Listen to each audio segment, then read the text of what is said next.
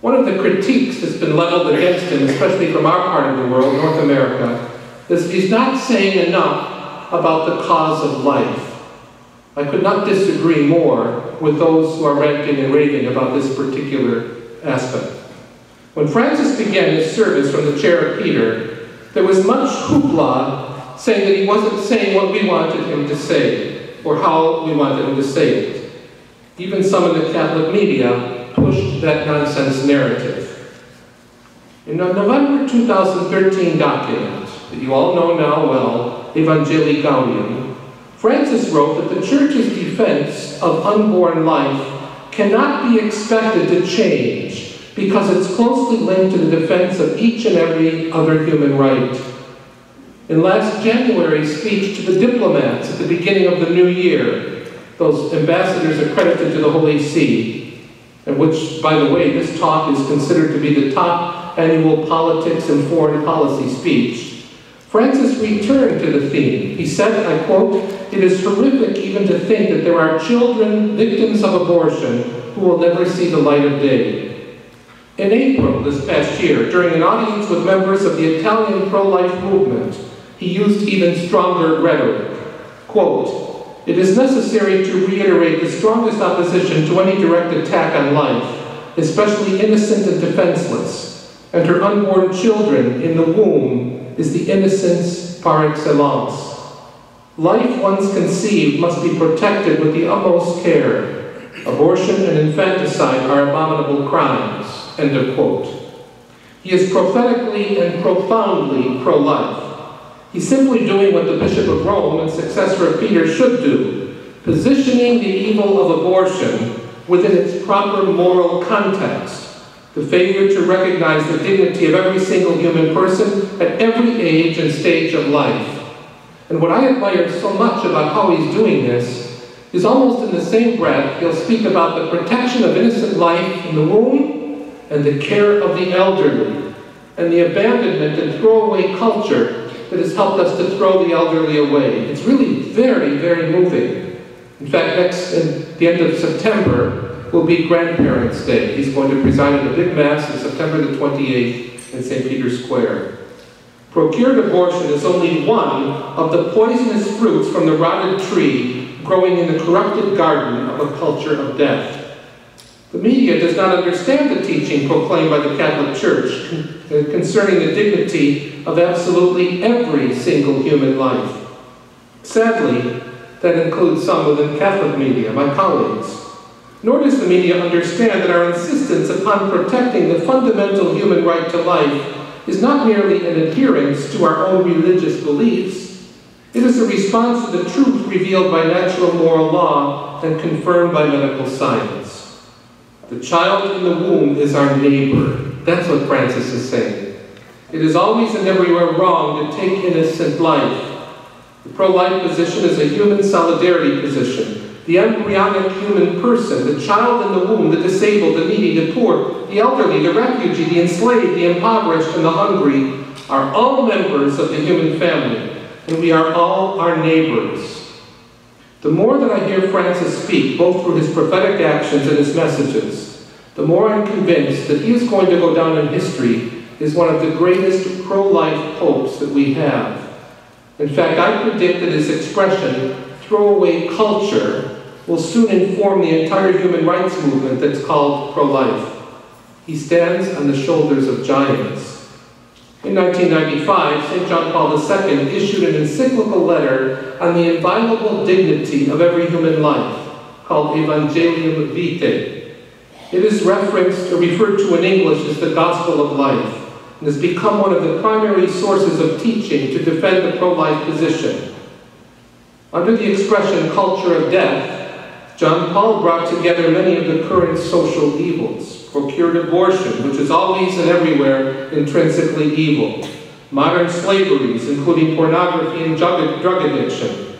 Disdain for the poor and cheapening of all life, as well as the foreboding momentum toward a misguided use of new medical technologies. John Paul made clear that legalized abortion was only one aspect of the evil unleashed by a culture which has rejected the dignity of every human life. Francis builds upon this. And I'm sorry that Cardinal Bernardin was not here to see Francis really articulating in a beautiful way the consistent ethic for life. Francis is the first pope from the developing world, and he brings a degree of credibility on matters of economic justice that other world leaders lack. That's not merely because of his origin in South America, but because of his lifestyle choices in favor of simplicity and humility. And I'm also convinced that one of the ways that he's connected so clearly is he walks the talk and walks the walk.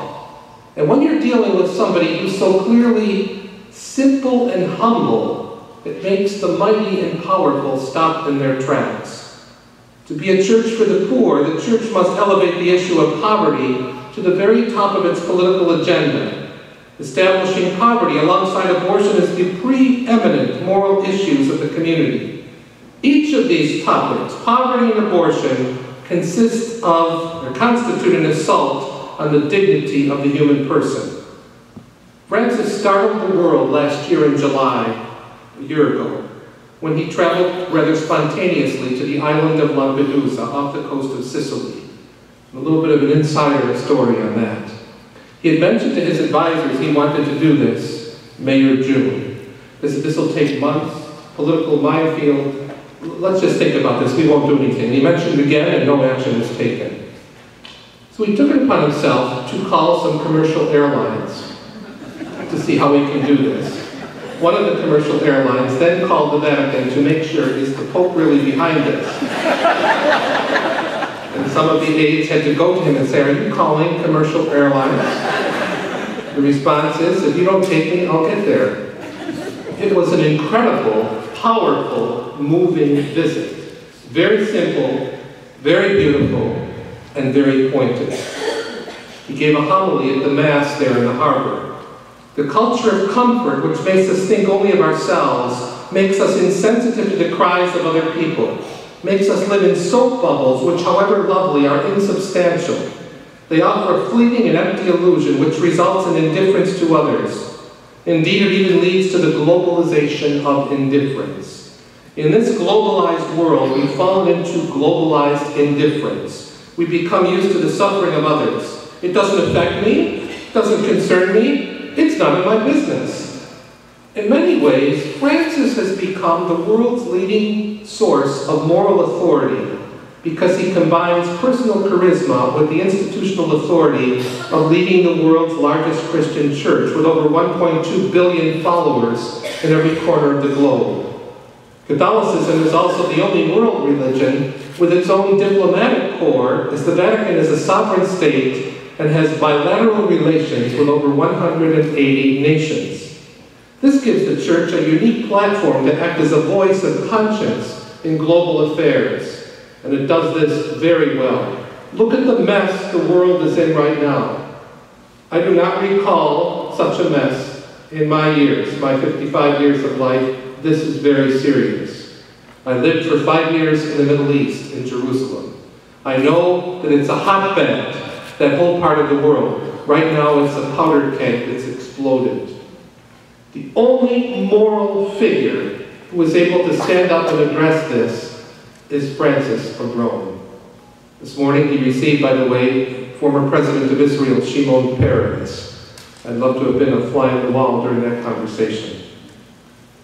Speaking to the bishops of Rio last summer, the bishops in Rio last summer, there were 2 very important talks he gave. Besides all the World Youth Day hoopla, he had a meeting with the bishops of Brazil, the largest Episcopal conference in the world, over 450 bishops. And the second day, he met with the leadership of CELAM, that is the Council of Latin American Bishops of the 22 countries of all of Latin America.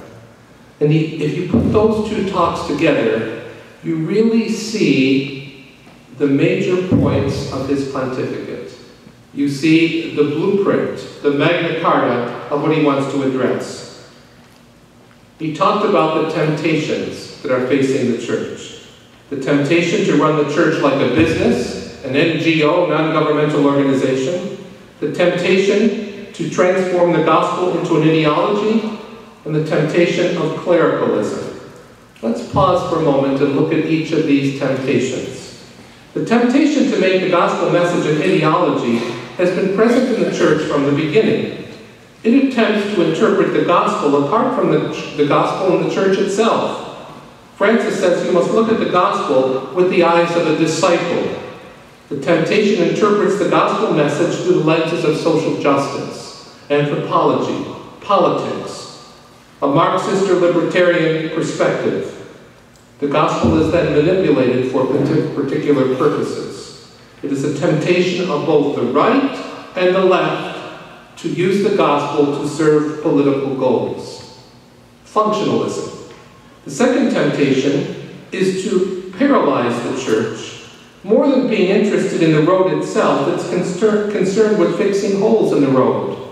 We all know when we get a pastor or a bishop, not that this would ever happen in your diocese, who wants to come in and all right away, you want to fix all of the problems. We're going to have a building campaign with 17 churches that need restoration. We're going to have this, we have to fix this, we have to fix this. It's a fix-it man, a systems adjustment manager that's coming in.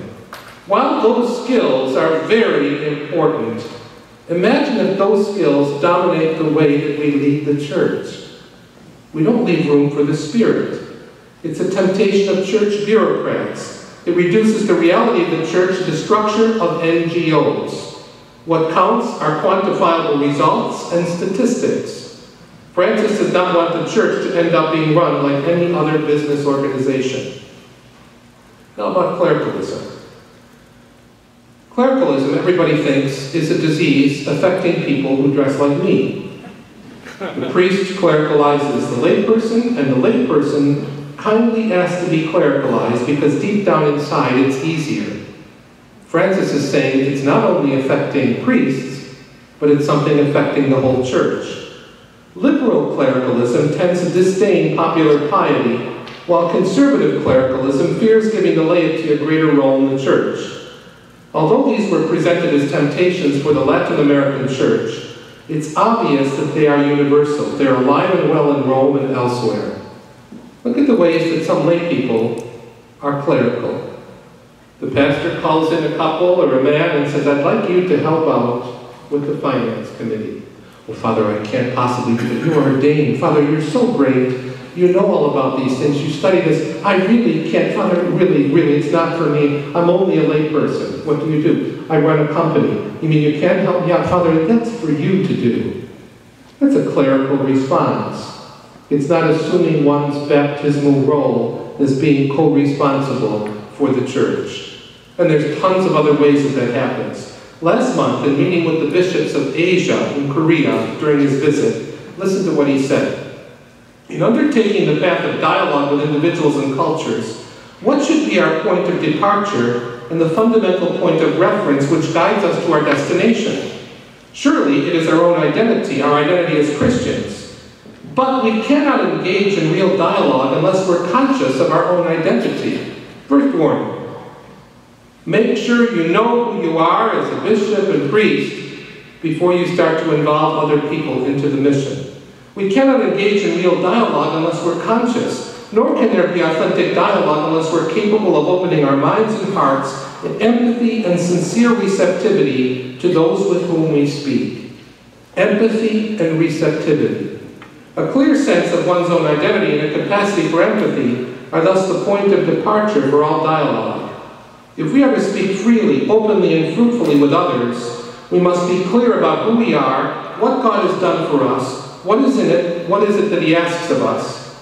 And if our communication is not to be a monologue, there has to be openness of heart and mind to accepting individuals and cultures. How many times do we, in the clerical state, engage in monologue and try to call it dialogue? And how many times do you, in the lay state, engage in monologue among yourselves, expecting this to be, oh, this is the way of the future, but it's no better than what we're doing? How much do we foster an honest, open dialogue that involves listening and empathy?